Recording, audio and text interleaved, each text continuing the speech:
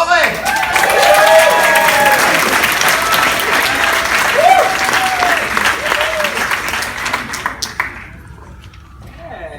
morning. I'm Natoli, and as Tony Ponticello pointed out, there are a couple of slight typos in the program. So I want you all to take out your program and go to Sunday morning at 9 a.m. And it says 9 p.m. That actually, as Tony said, is 9 a.m. But there's also been a slight typo in the title. So the title says your natural ability to heal. The actual title is your life-changing natural ability. I'm sorry, I've even got the title wrong. Okay, let me start again. The life-changing healing power of fuck it.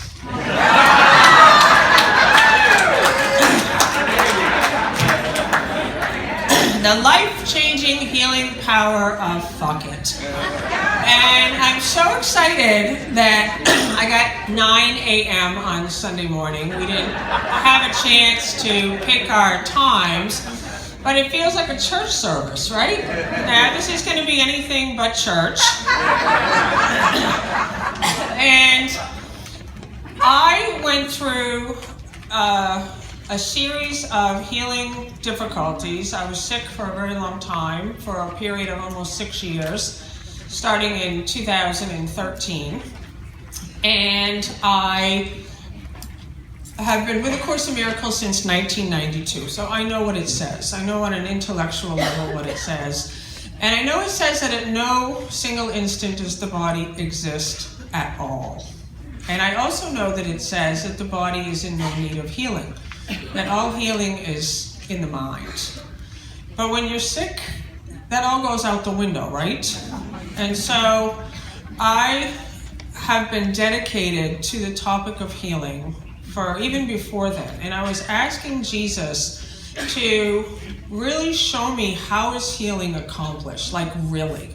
Like I think about these scientists and individuals throughout time who have tapped into laws that were always existing. The laws of electricity, the laws of aerodynamics, just all the things. Like once upon a time, we were sitting in candlelight and we were riding on horses. We didn't know about the automobile. We didn't know about electricity. And it took individuals who knew that these laws were already operating, but they had to really dedicate their mind and their life to figuring it out. How does it really work? You know, I love the Wright brothers, that they got a plane off the ground.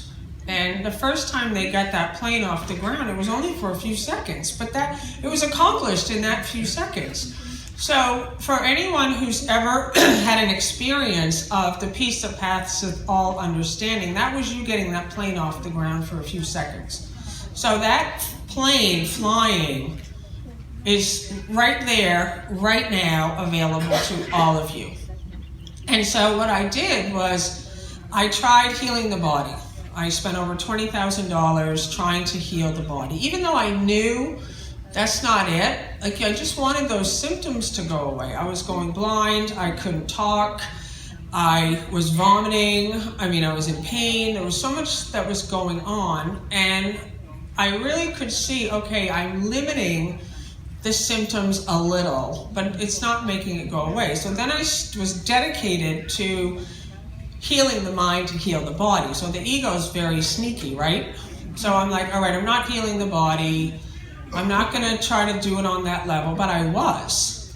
And what happened for me, my turnaround was about a year ago. The symptoms were at an all-time worst. They just were so bad. And my husband, Bill Free, who many of you know, was at a Rupert Spira conference in California. And I called him on the phone, and I was like, oh my God, I don't know what to do. And he said, Lisa, can you just welcome everything that's happened? What if they never go away? That was my turning point, and that was fuck it. I said, fuck it, I'm the light of the world. I don't care if I go blind. I don't care if I can't talk. Fuck it.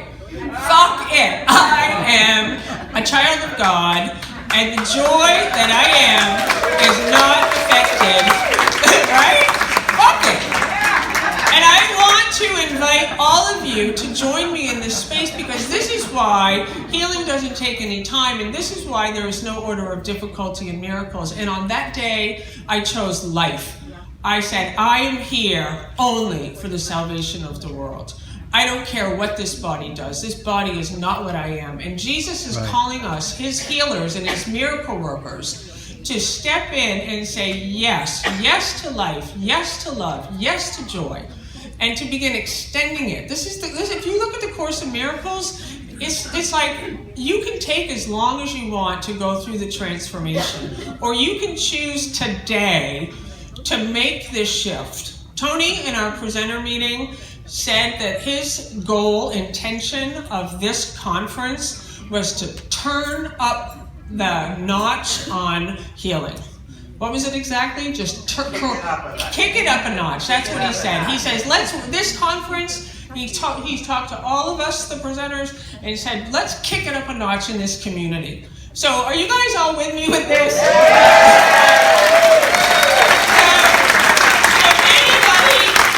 Ready to go all the way in this lifetime, that you say, fuck it, I want to be the light that I am. And what we're going to do tomorrow, I'm going to pass out some cards. I'm going to have you make a decision and write down your new approach. I'm going to tell a quick story from 1965 where Helen Schuckman and Bill Thetford decided on a new approach that day, that they were going to show up differently in life. They didn't wait for life to change.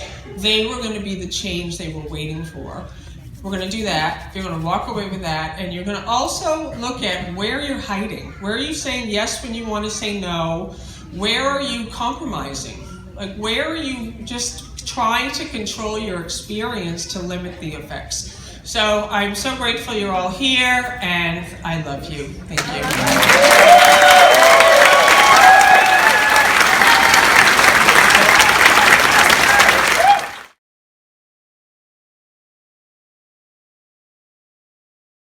And I'm really happy to be here. And before we begin, I just wanted to thank our Japanese translators, because often the people behind the scenes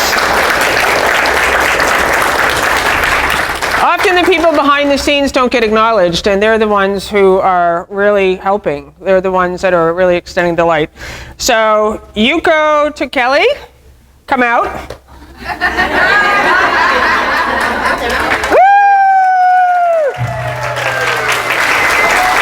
Thank you so much. Thank you. And Masaya Fujimoto.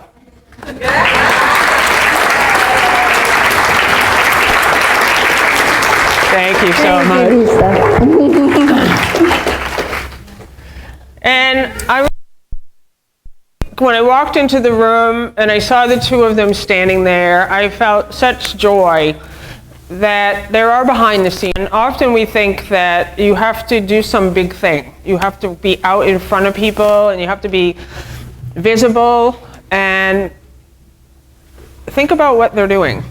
And I just want to just acknowledge the gratitude for the Foundation for Inner Peace, the Community Miracle Center, because there's so much behind the scene work, years of devotion and dedication, and we often forget about that. We often forget what goes into a thing, because we're just sitting in the chairs and we're like, woohoo, and then what happens is we find reasons to complain. The food's not good, the this, the that. And so A Course in Miracles is a way automatically to live in gratitude. So healing is a decision to be one again. So we're going to be here for 1 hour and 15 minutes this morning, and I have two things that I would like to accomplish this morning, because it's always really good to set the intention before you begin anything. Course in Miracles talks about this, that you set the goal before you set out on the journey, because if you don't do that, you just go somewhere, and then you try to figure out, well, what happened? And I want you from this morning in a totally different state of being. That is my goal. And I know there is no order of difficulty in miracles. I know there is no order of difficulty in healing because of what has occurred to me.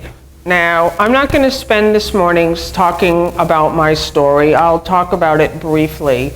And the story I'm going to share with you this morning was the actual event that caused the message to begin to come through Helen Schuckman. And I'm going to have you do what they did together, and I'm going to have you do it this morning, and that is come up with a new approach. Because what happens in transformation and awakening is we think we are progressing sequentially. And what that means is that you think that you are in space and time and you're going somewhere, and that it will take time to get there. Well, the quantum scientists have already proven that time and space don't exist. That in this single moment, infinite possibilities are existing all at the same time. But what we do as bodies is choose one possibility and we focus our attention on it. And when you focus your attention and awareness on a thing, it seems real. The scientists have already proven this also. It's called the observer effect. So the observer effect, which is not a metaphysical thing, it's a fact, is that a thing doesn't exist unless there is an observer to observe it. And then you make it real. So there's actually no chairs in this room, there's no bodies in this room, but your observation of it makes you believe that it's true. Your problems don't exist, but you focus on them. Your attention is on them. And so you think it's real. And then you're trapped now in the matter and the form. And this is why Jesus is always saying that you need to bring your attention and awareness back to the truth. I loved what Gary Renard and Cindy Renard were speaking of yesterday. Be vigilant only for God. You put your attention with laser beam focus on the truth. So I'm going to pass out some cards this morning, and I'm going to have you all come up with a new approach. I'm going to read the little story from A Course in Miracles so you can see how Helen and Bill did it. And what I said yesterday morning, for those of you who are here, is that the title of this morning's talk is The Life-Changing Healing Power of Fuck It. And the reason for that, I see I got Maureen Muldoon in the room, who's our favorite badass ever, is as spiritual seekers, we have an idea that we're supposed to be nice and kind and loving and generous. And that, when you think you need to be kind, that's coming from the ego. Because when the blocks to love's presence are removed from you, kindness is just flowing. You would never think, I need to be kind. Kindness is just happening. You wouldn't think, I need to be loving. If you are thinking, I need to be loving here, ego's running the show. Are removed from your mind, love just is flowing. Generosity is just flowing. And that's the difference. And so the second thing I'm going to do this morning is, the reason I called the title that, The Life-Changing Healing Power of Fuck It, is because I was sick for 6 years. I had no money for many years before that happened. I was alcoholic before that happened. So my journey has been one of like whole chunks of a thought system falling away. So I was alcoholic for, I don't know, first I was just a party girl in my teenage years, college years, and you just think, oh, I'm just a fun girl, I just like to drink. And it's not until you realize, oh, okay, I have a problem here, I can't stop drinking, that I realized, okay, this is not good. And then I couldn't stop drinking. And it didn't occur to me to go to AA. And I tried to quit drinking for 5 years. I was a smoker, I drank vodka tonics, and I would dump bottles of vodka down the drain in the toilet and make these huge declarations, I'm done. I'm done, I don't want to drink. And then I would stop drinking for months, weeks and months, and I would think, oh, I got this, I'm good. But then something would happen in my life, and I would find myself buying another bottle of vodka, and I would do all these tricks. You know, the bottles kept getting smaller, and we know our tricks, right? Like, we try to manage and control our experience.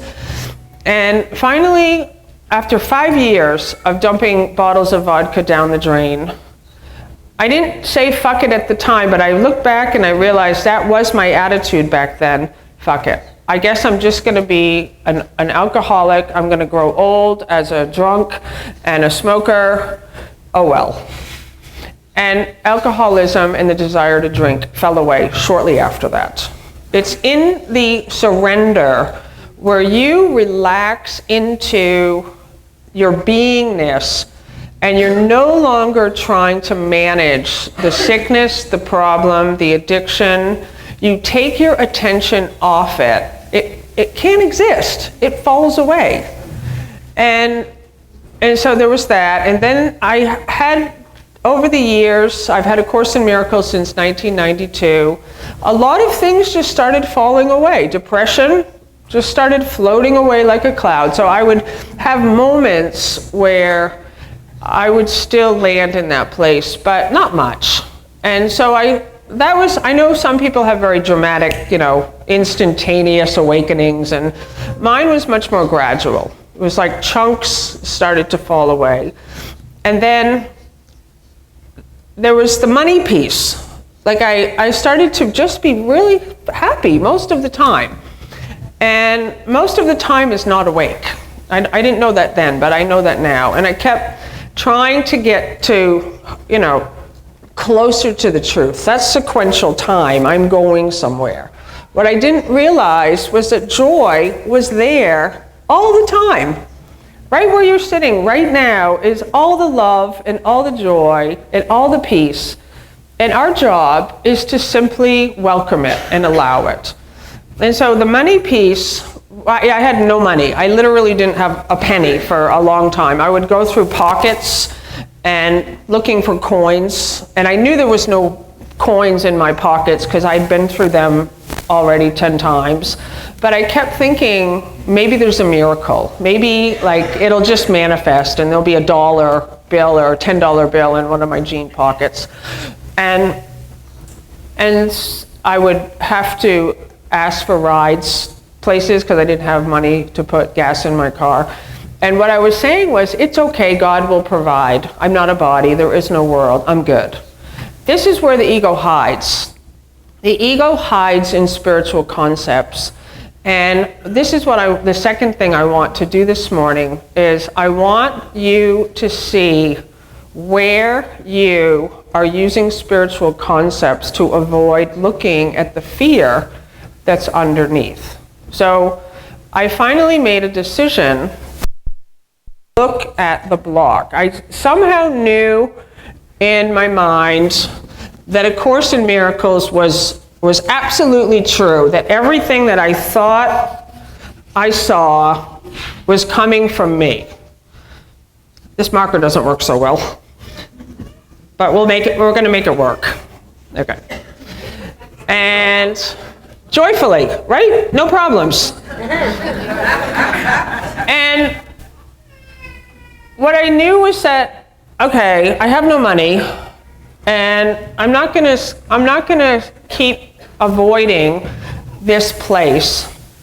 And what happened for me with that was I was living free. We weren't married yet. This was in about 2012. And I made a decision.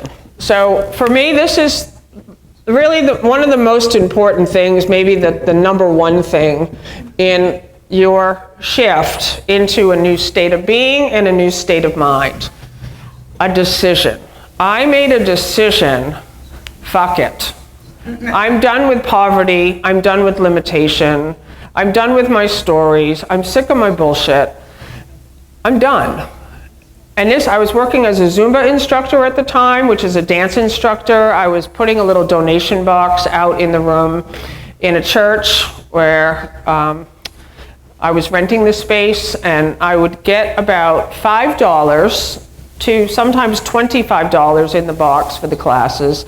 I was teaching 2 to 3 times a week, so I wasn't bringing in a lot of money, right? I'm bringing in between $15 and the most I ever got in that box was $80, and I just went crazy. Like, that was like I'd won the lottery, $80. And I knew something has to change. And what I was doing at that time was buying lottery tickets. I was praying to God. I still thought God was outside of me.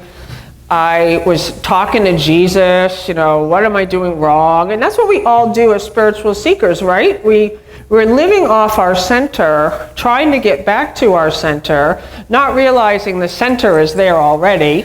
You have everything. And we're trying to figure out, how do I get back here?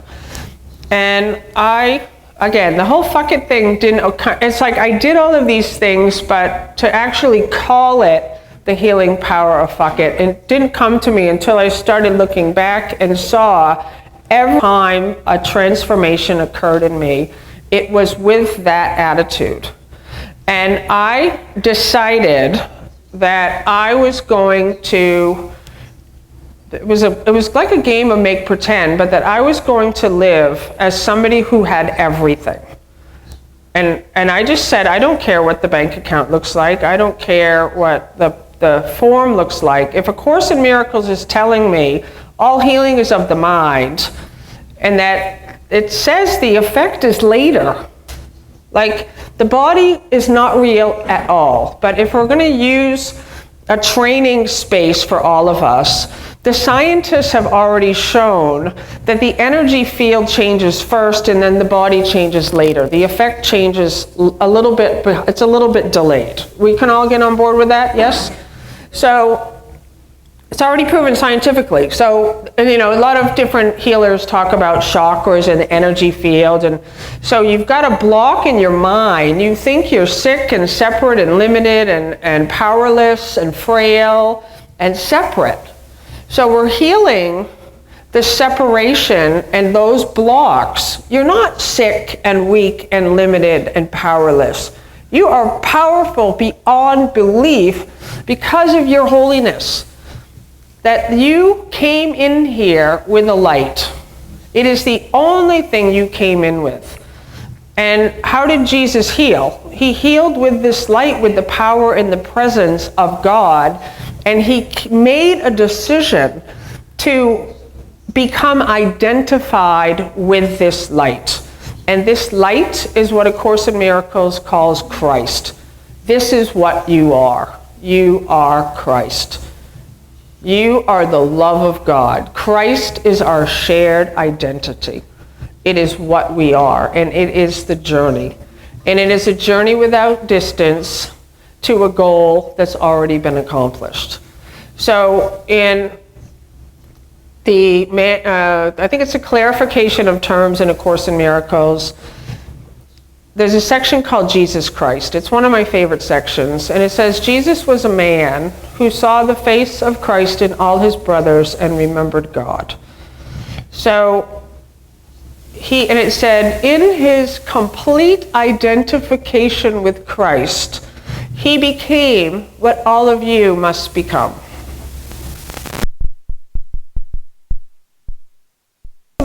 He was a man who walked the earth 2,000 years ago. That just happened.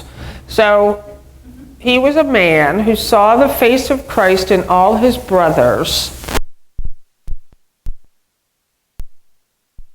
Identification with Christ, the light within, he became what all of you must become. So, how about today? Would today be a good day for that? Yeah. Are you guys like sick and tired of process? Yeah. Is there anybody in the room who would like to just keep doing the process thing? Anybody? Because you can. If you want to keep searching for your forgiveness opportunities, and you want to keep making your lists of grievances, and you want to keep, just working the work, have fun with that. I did it for 27 years. And I'm going to tell you now, I'm laughing, because I realized it has been available to me the entire time. So with the money, I was $10,000 in debt. I had no job except for the Zumba instructor gig. I just didn't have any money. And I decided I'm going to play this like a game for the next 5 weeks, that I am a multimillionaire, I have everything, and I'm generous, I'm just one with God. God's with me. That was my decision. That I'm going to just go on a leap of faith here, that A Course in Miracles is true. I'm going to stop with trying to figure out what it says, and I'm just done with the process. Fuck it. And on that day, I became a multimillionaire. And I hope you can all hear this, because before that, buying the lottery tickets, staying in bed for long periods of time, waking up tired, miserable, I have no money, what will I do, full of doubt. And my husband, Bill Free, was all in it with me on this decision. Like, it was saying, okay, how do rich people live? And I got very clear that I wanted it to be a kind of a rich person who's happy. Like right now, my favorite one is Ellen DeGeneres. She's my role model. And I love that her last name is DeGeneres, right? Ellen's super generous. And what we're going to do this morning with the new approach is we're going to come up with ways, and it can be helpful to find a picture of a role model or a mentor who's living that life you want to live in total freedom, total joy, total authenticity. It's why I love her so much. And she's just herself all the time. And she's so generous, and she's so kind. And I had listened to a speech that she gave, and she said when she first started out, all she wanted to do was make people happy and make them laugh and get very, very rich. And I was like, yes, good one. And of course, I know she did that as a thing to make people laugh. But yesterday, what we did on Friday in my class was we went through all of let's get over the guilt about money. Who has guilt about money? Who thinks money's bad? It's not spiritual to have money. Oh, that's good. No hands. Okay, good. I'm in an advanced class here. And what I did on Friday was I got everybody in that class to say, I love money. Let's say that. I love money. Okay, let's do it again. I love money. Money is nothing. It really is nothing. We have such baggage about it. And what I want to do in the second part of today, I got to keep time here, is that we run so many programs in our mind that we don't actually go into what's going on here. It's fear. So with that decision, I changed my vibration. I changed my mind. I was in a totally different state of being. My bank account looked the same.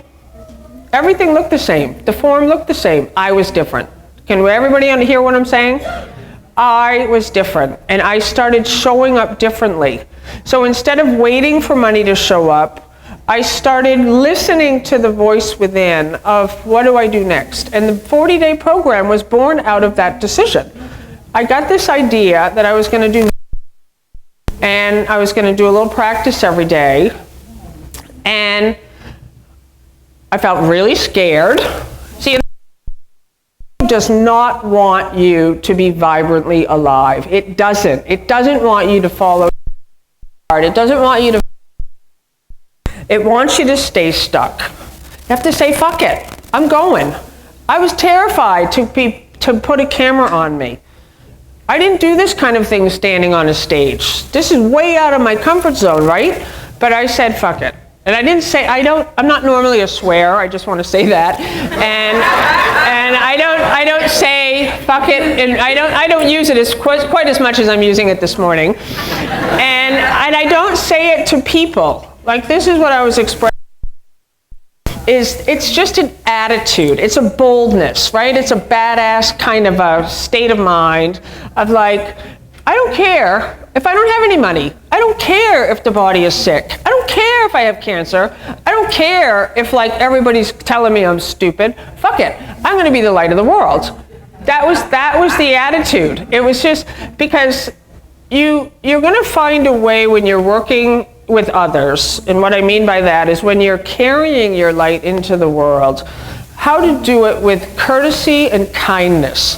Jesus taught us, and so I was like, okay, how do rich people show up? Oh, they pay their bills. Oh, how novel is that? And I years because there's no world. My bills aren't real, right? This is an illusion. It doesn't matter. There's no people. I don't need to pay my bills. So I'm serious though. Like, this is me. And I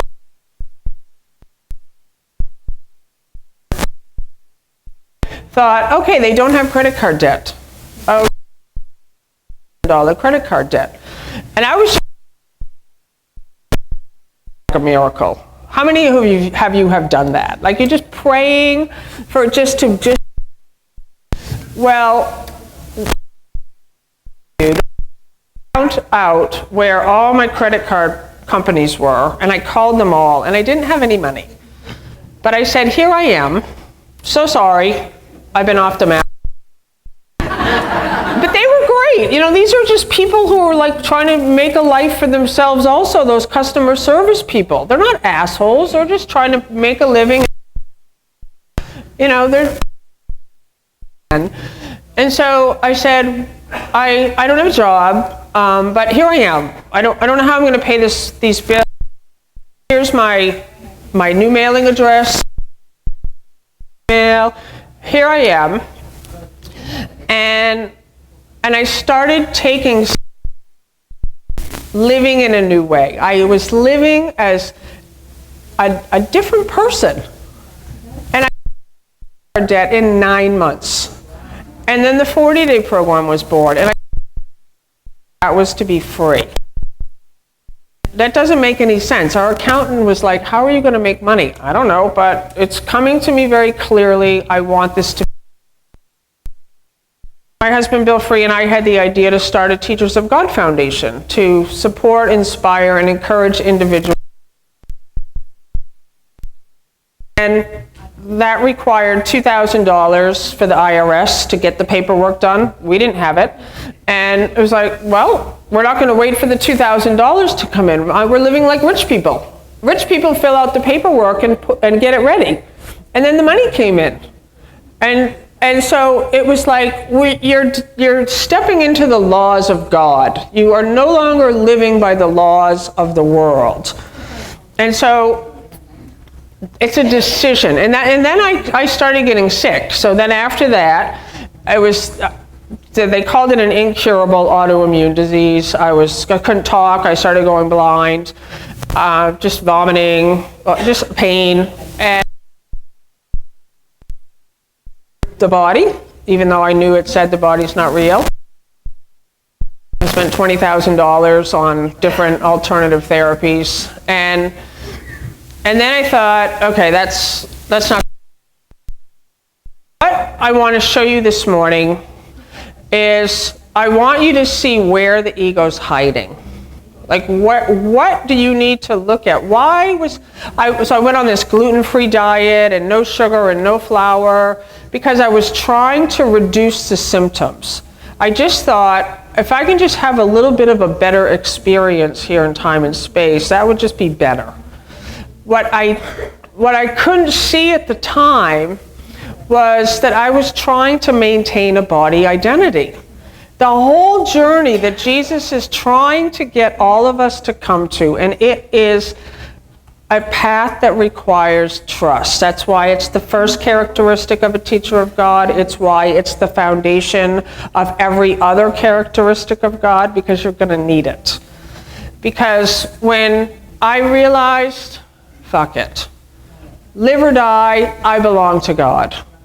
I thought, you know what? Maybe I'm just going to go blind, and maybe I'll never be able to talk, and maybe I'm just going to keep getting worse and worse. And the ego mind just went crazy. Like, what are people going to think of me? I'm a teacher. People look up to me. They, fuck it. I don't care what people think anymore. But do you see the attitude, the healing power of fuck it? Like, you just recognize, I don't care anymore. I'm not going to people please. And I'm not going to try to have a better body experience. I'm not a body. And I realized that the light is completely unaffected. Who loves Game of Thrones in here? Right? Well, the main awesome character, the most enlightened one of them all, is in a wheelchair. Mind-blowing what he does in a wheelchair. And he wasn't trying to get out of the wheelchair. And during the Game of Thrones, everything he always says to everybody, people feel sorry that he's in the wheelchair. Some things happened that caused him to be in the wheelchair, so the other people felt guilty. They felt guilty. And he said, I am so grateful because none of this would have happened if I wasn't in the wheelchair. Like, you recognize everything that's happening to you is bringing you to the space of total clarity. And so the second thing for me with healing, the first one is a decision, that you are going to make a decision to be as God created you. And that you are going to, in this morning session, you are going to come up with a new approach for how you are going to walk out of this room in a totally different way. If you walked into this room as a sick person, as weak and frail and powerless, I'm inviting you to be done with that. To say, I'm really, who's tired of that way of living? It's a way of living, it's a state of mind, it doesn't serve you, it doesn't serve. And what I'm going to tell you is that when you make a decision to be the light that you are and to identify with the light that you are, fasten your seatbelts, because everything that is buried in you, the fear, the guilt, the doubt, the shame, it's all going to come up. This is the purification. So many people say, I'm just going to be happy. Okay, that's it. I'm just going to be the light of the world. And, their husband leaves them, they lose their job, they get in an accident. They're in more fear than ever. But Jesus says orientation while your old is being undone and dissolving, right? Can I get an amen? Amen. And so you have to be fearless in this work. You really do have to be a little bit badass in order to do the things that Jesus was doing. And so the second thing, this is all, I have a program called The Healing Cure. It's an 8-week online do-it-yourself coaching program for true healing. And what it is that you make an 8-week commitment to live as Christ, to identify completely with the truth of what you are. And I can tell you, a decision like that, everything is off the energy field. It's just how it goes. So I just thought I'd create videos for 8 weeks. There's practices in there. I have a little card. Some of you may have gotten them. I have a bunch more that you can come and get. And it's based on the idea, there's a quote on the card, that healing is the one ability which everyone can develop and must develop if he is to be healed.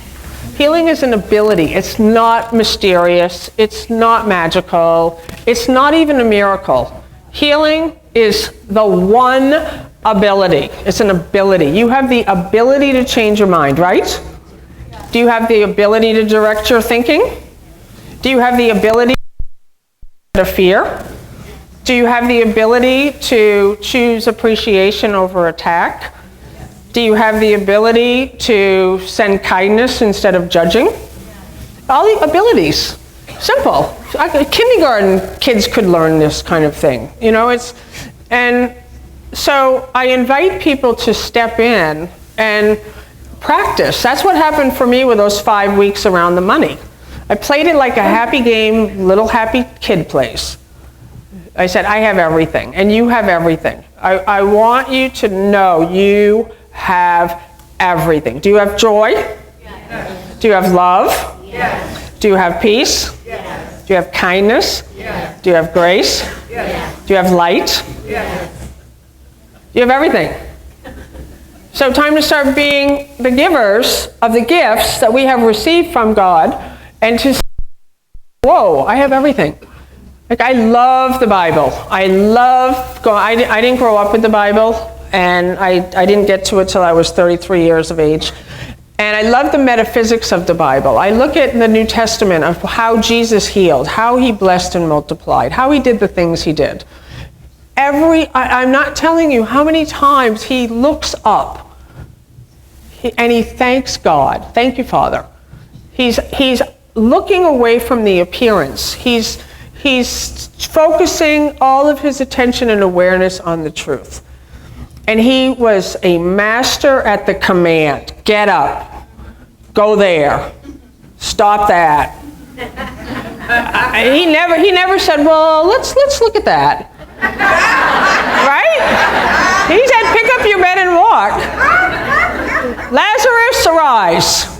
I challenge any of you to go through the New Testament and show me where Jesus used process. He didn't. And you're laughing because you know it's true. He was in his complete identification with the truth of what he is. He claimed it. He was it. He walked in it. And miracles were just happening out of that.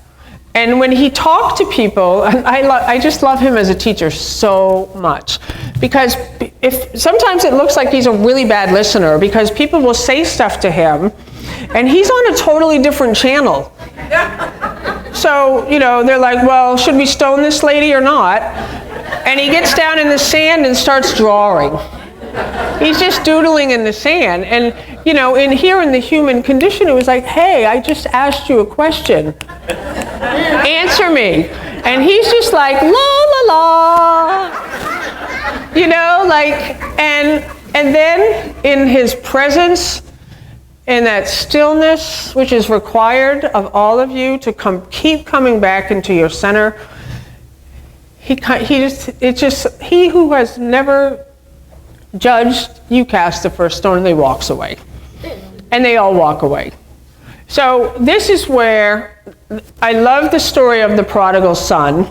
And the second thing is a change in direction. This is the second thing in healing.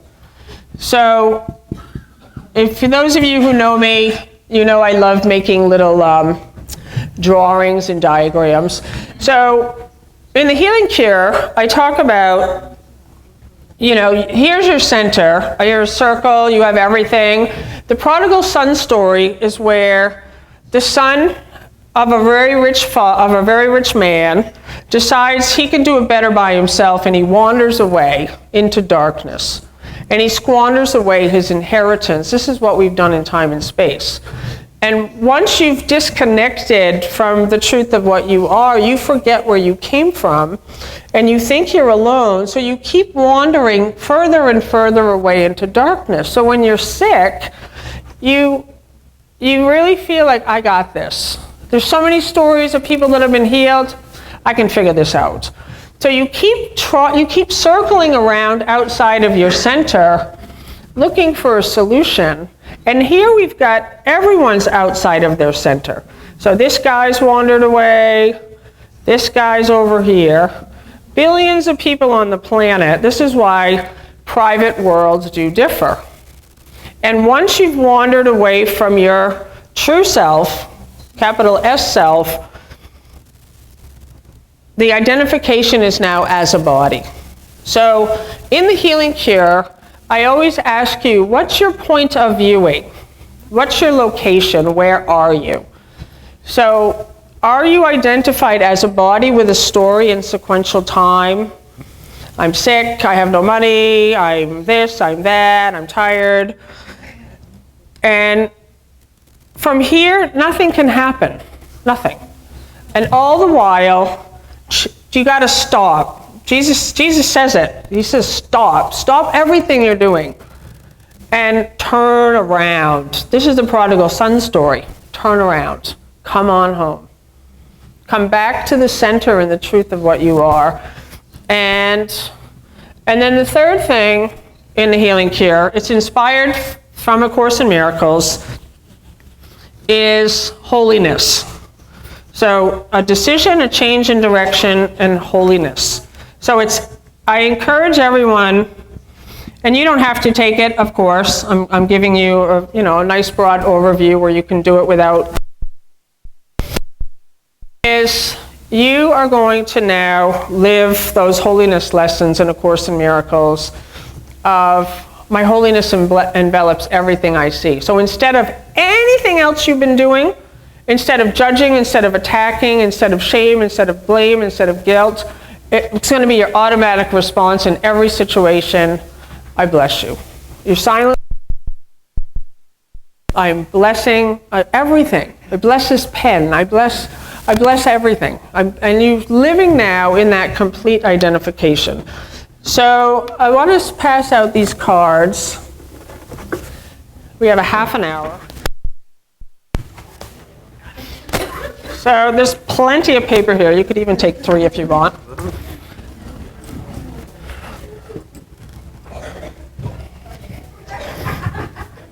So who has this purple book by the Circle of Atonement? It's awesome, right? And I actually am a teacher who thinks everybody should have both versions, the blue book, because the blue book is awesome also, but for anyone here who feels a vocation to be a healer or to really be a light in this world, I highly encourage you to read the Song of Prayer and the Psychotherapy pamphlet, which is only available through the Foundation for Inner Peace. It's called The Supplements, and it will teach you so specifically, it's crazy how specific this book is, where it'll tell you what healing is, what prayer is, how to work with another, how to be a therapist and a patient. It just is so specific. And so I highly encourage this book. And then this one, because this is, the Circle of Atonement spent 10 years taking the shorthand notebooks of Helen Schuckman and putting them together unedited. So you know how sometimes when you have a journal and you don't want to show somebody what you wrote, but you'll show them some of the stuff? Well, they found out that's what happened, that Helen didn't actually show Bill everything even. So it wasn't just that the Foundation for Inner Peace took out certain pieces. It was that there was a lot of stuff that just didn't make it away from Helen's mind. And so the Foundation for Inner Peace granted the Circle of Atonement permission to go through those notebooks, and it's all in here. And it is so beautiful. And there's 33 essays in here that talk about the original stories of Jesus working with Bill and Helen, how to listen, how to show up in the world, how to act with courteous and kindness. You know, I love that we have a manual. So this, on the top of one of those pieces of paper, I'd like you to write my new approach. And while I'm reading, you might come up with some ideas for how you want to show up playing. And it was in June of 1965. Schuckman and Bill Thetford were working at Columbia University as professors. The Course in Miracles had not yet come in. They were just working a job like the rest of us, no big deal.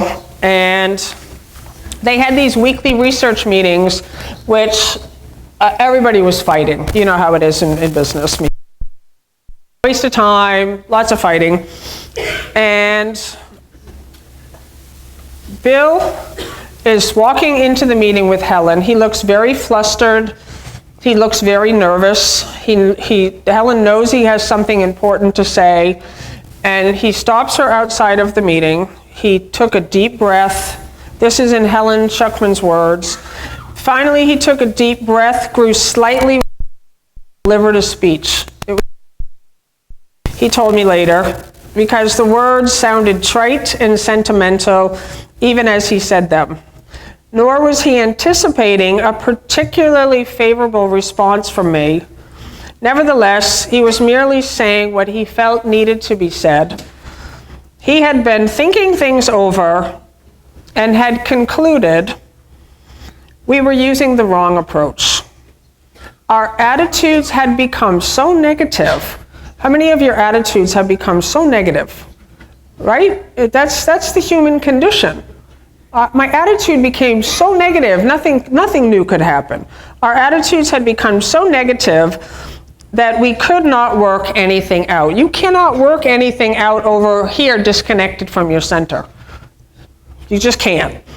So, he had therefore decided, always a decision, to look at things differently. Bill proposed, quite specifically, to try out a new approach that day at the research meeting. Healing doesn't take any time. Miracles don't take any time. I'm inviting you all to make a decision today in that chair you're in. When you get up from that chair, your old self is gone. I want as many of you who can do it. I know for some of you it's going to be hard.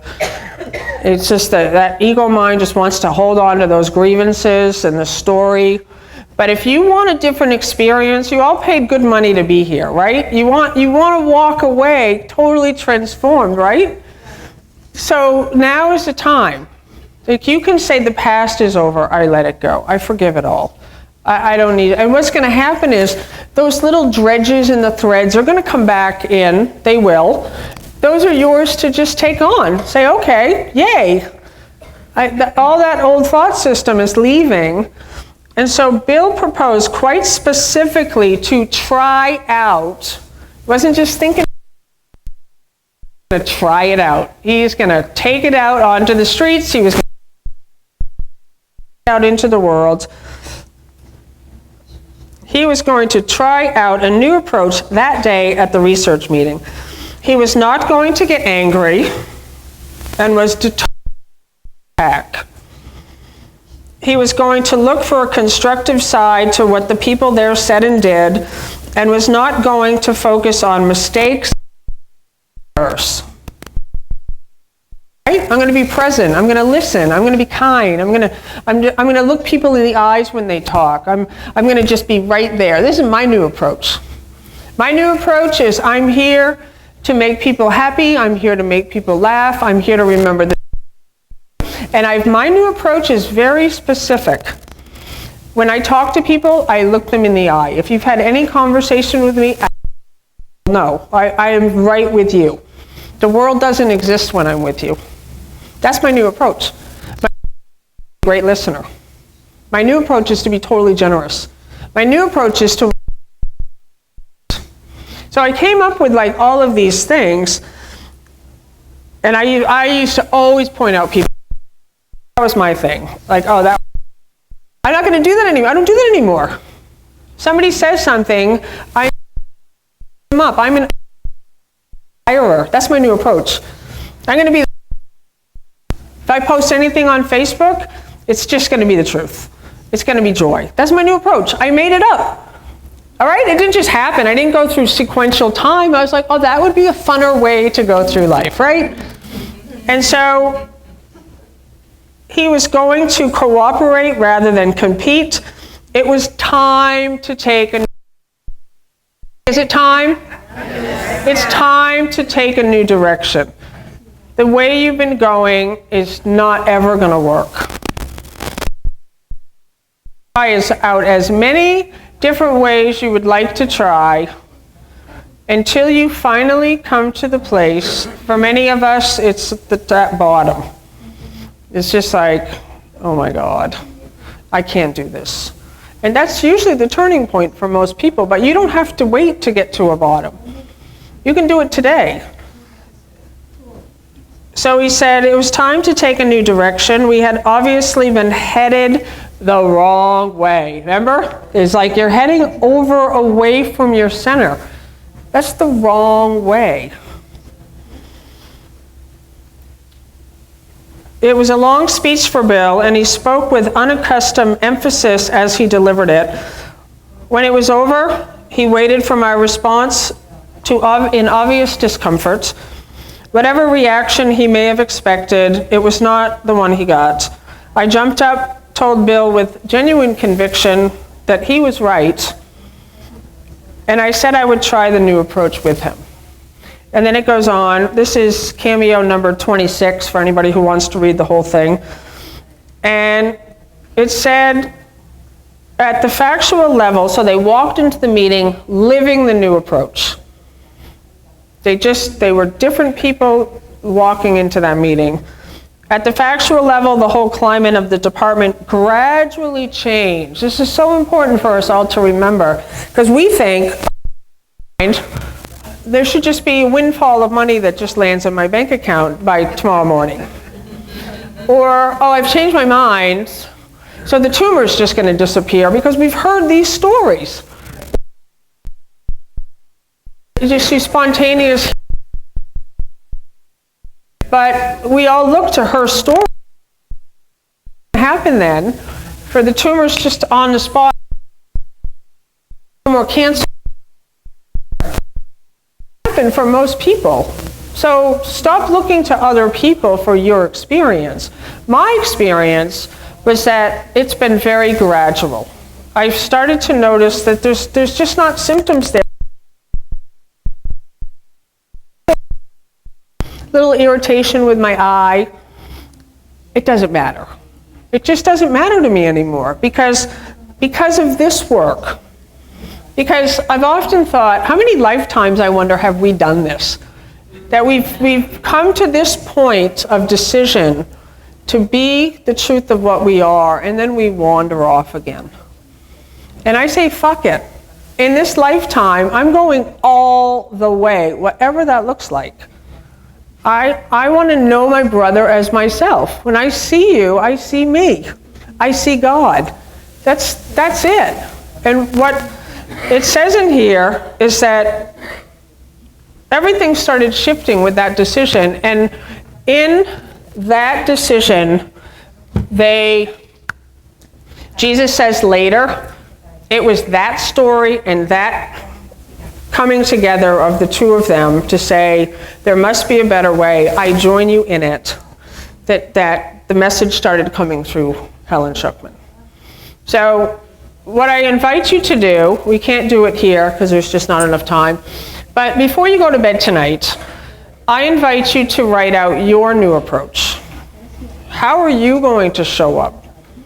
And have fun with it. You're limitless. You are powerful. There's nothing holding you back. How would you like to show up? And then the second part, if you're still here, or maybe on a break today, or at lunch, or at dinner, or wherever you're going to be, I invite you to share your new approach with another. And I invite you to do what Helen did, to say, I join you in it. So you're picking up somebody else's new approach. I know that I did this class on Friday, and that some of the participants met for breakfast the next morning at 8 a.m. And they all shared their new approach card. I've asked them to all text me their cards. And this is what's being called for, is really miracle workers. I loved what Robert Perry was saying about so much of the Course is talking about giving miracles.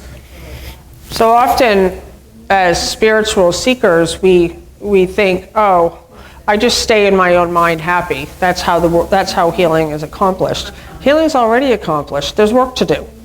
That's what he says. There's work to do. I need you. I need your hands, your feet, your ears, your eyes. I need all of you. So we are now cooperating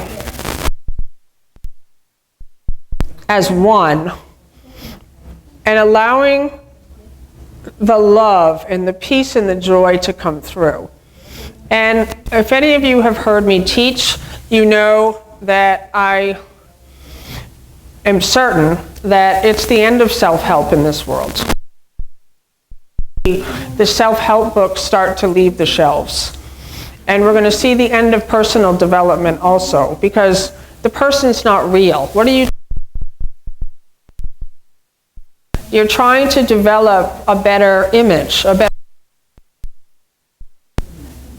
Okay, that's good for some people, and that's a good step for a lot of people. Like you get yourself out of being powerless into that mood of like, oh, I can manifest money. We're going to move out of manifestation also. No more manifesting.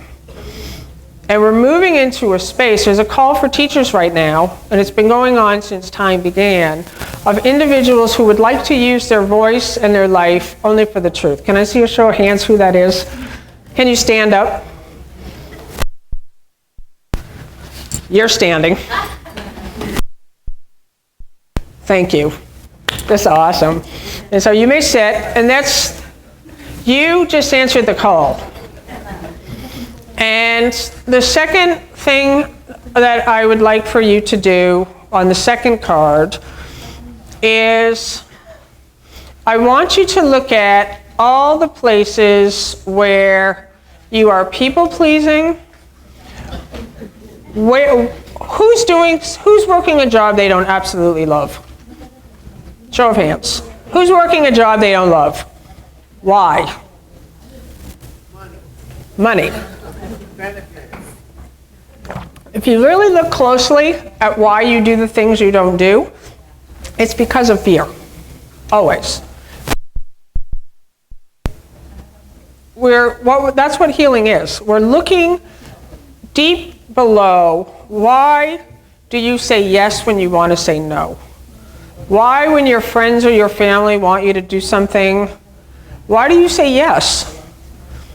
And you just like every cell in your body is screaming no, right? The voice for God is instructing you, and you say, okay. And then you feel bad about it. Then you're like, I don't really want to. And so what I want you to do is to see all this mind activity, to really see what the mind is doing. And I want to be clear, this is not about quitting your job. This is not about being an asshole to your friends and family. This is about looking. You're looking, why do I do the things I don't want to do? And why am I not doing the things I want to do? Right? So many people, I hear so many people, I want to write a book, I want to do this, oh my God, I just have so many creative ideas, and you don't do them. Why not? Fear. So you're allowing the fear to go away, and that's the fucking attitude. Like, okay, wow, I could start being.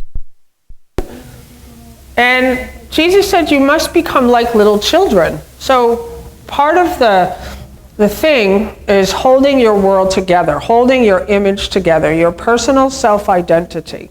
Often we don't put ourselves out there because it might not be perfect. And what will they think? And oh my God, people will make fun of me. And people will bully me. And people will, fuck it.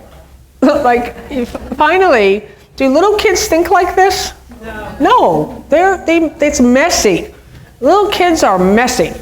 They are so full of life and vibrancy and radiating that joy. This is a path of joy. And God's teachers are wholly joyous. My banner workbook lesson is lesson 100. And I love it because it says the teachers of God are happy. And their joy heals all sorrow and despair. We will not let ourselves be sad today, for if we do, we fail to take the function God gave to us. And so you might be thinking, well, I have really great reason to be sad. I have really great reason to be upset. I have really great reason to be afraid. I have a really good story that I can tell you about being angry. But when you get a command from Jesus, which is what A Course in Miracles is, I want you to think of yourself as his disciples until you become the Christ. Take his commands exactly as they are. We will not let ourselves be sad today. Is there anybody in this room who could never be sad? Nobody? Everybody, okay.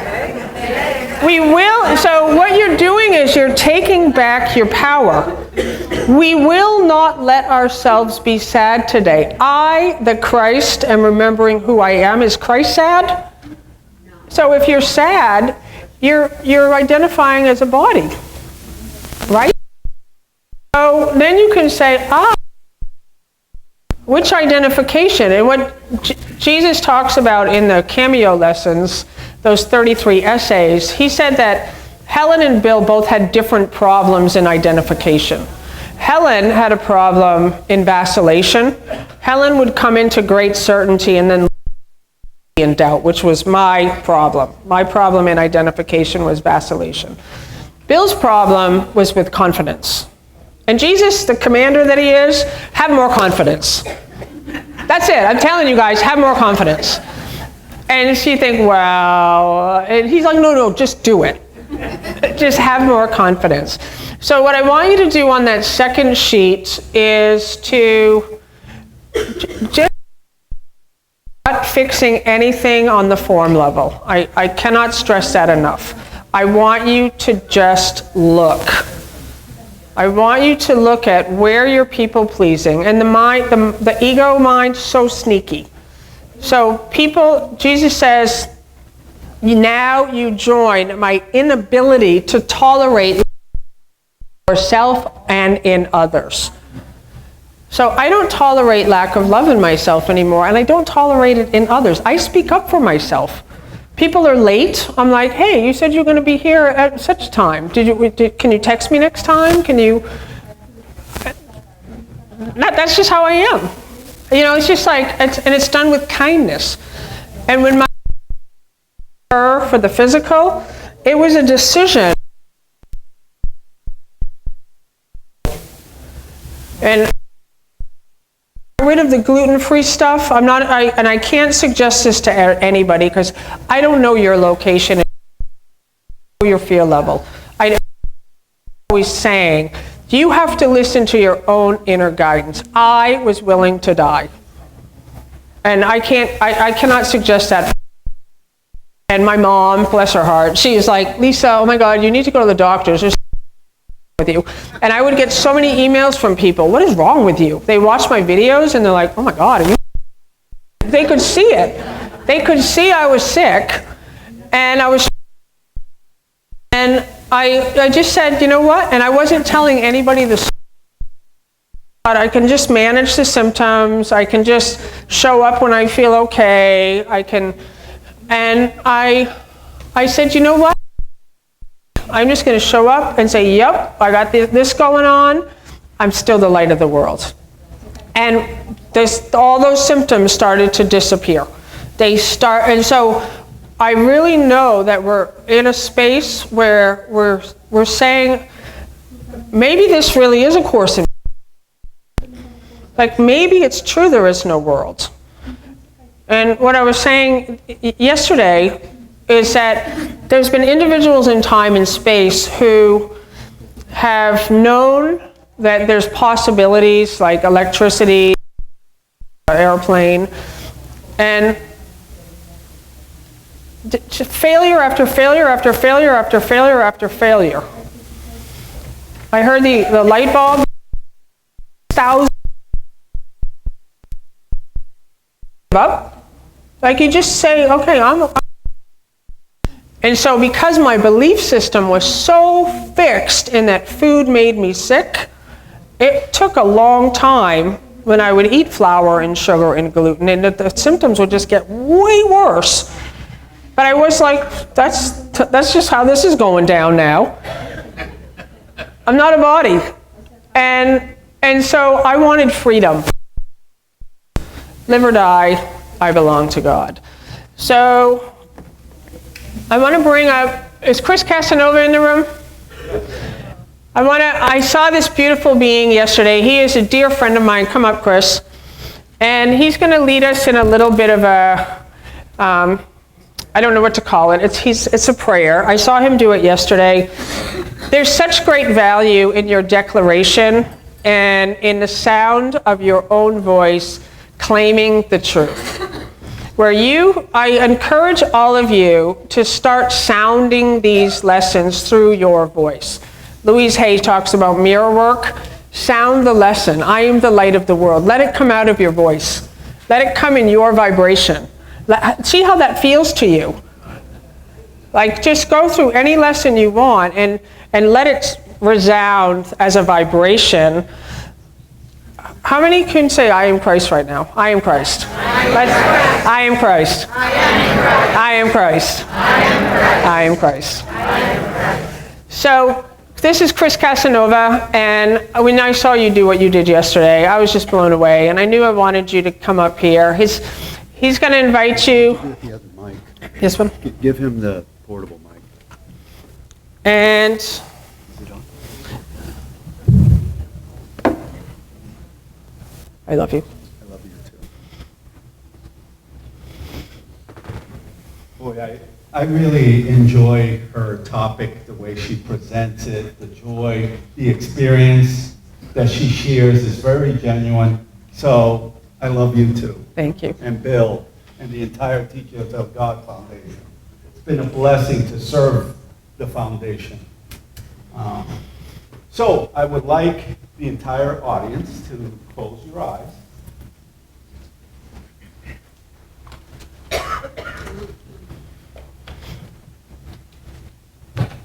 And as you're closing your eyes, I would love if you could joyfully say these words out loud with all the joy you can muster, okay?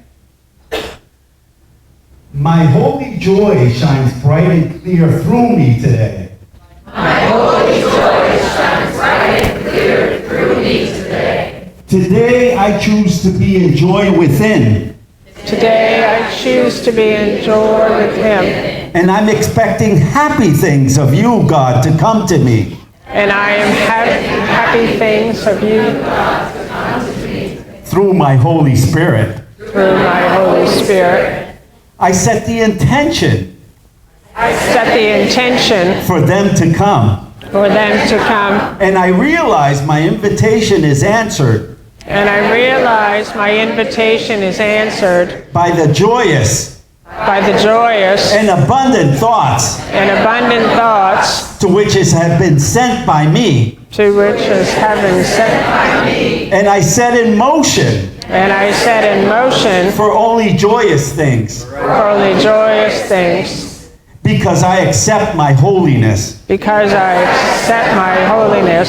And my power to create.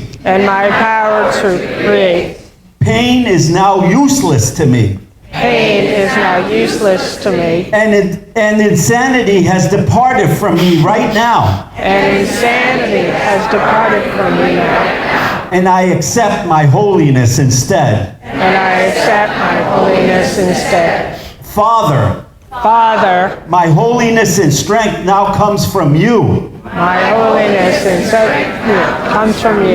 I celebrated it.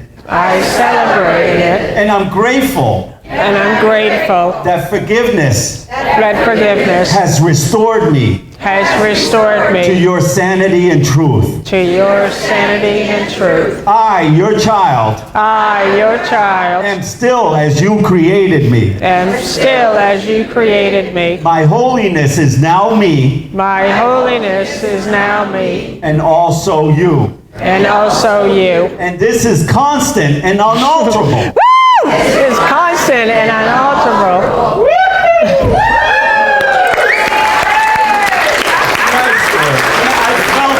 I felt that in this room. Did you feel that?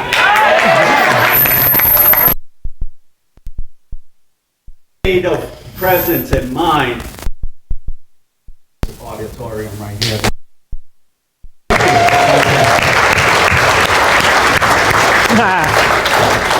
You rock, Chris. Thank you. It takes a rocker to see one.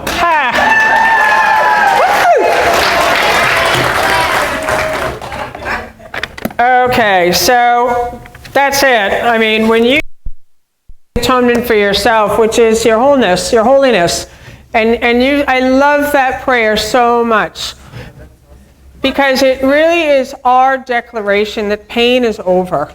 He's asking where that prayer is. That is. Lesson 285. So, what is the lesson called? My holiness shines bright and clear. I just added joy. My holiness, exactly. So your holiness shines bright and clear today. This journey is really one of removing the blocks to the obstacles to love's presence, which is what you are. And so this only work that there is removing those blocks. So just don't block that light anymore. That's it. That is it. We're really just saying, okay, I'm not going to block it with my own fears and my doubts. I'm here as a light in this world. I accept my function that God has given to me. I have a guide. I'm not alone. And for those of you who know me, and just in closing, I really just encourage you to buy the book and do what it says. That's it. It is a mind training. And this afternoon, Bill and I are doing a class at 2 o'clock. Is it 2 to 6? 2:30 to 6. And we're going to show a little clip from a movie, and I know, and this movie is off the charts. And what the movie is, we watched it just recently, a month ago, and we both separately knew we wanted to talk about it at this conference, and he voiced it first. He said, I'm going to talk about that movie. You better not talk about that movie. And I was like, okay, well, I was going to talk about it, but it's yours. And then you know me on Facebook, I see things that really excite me, and I go, I just want everyone to know. So he said, please don't post that on Facebook. So it has taken me everything to not post it on Facebook. But this movie about this person, this man, and what he does, and the training that it took for him to do what he did, and the doubts that came up, and this is the Course in Miracles. Like it really is, we're going to the mountaintop, and it's not going to be easy. It is going to require your training. It's not the whole movie, it's only 10 minutes. We're only watching clips of it. So we're just watching clips of it, and then of course you can go home and watch it on wherever. But so that's at 2:30 to 6. We're going to take a half an hour break in there for coffee, because coffee is real important. And then we want you to come and share your takeaways. We want you to really come and go away with like, oh my God, I'm in. I'm all in. So I love you guys. Thank you so much.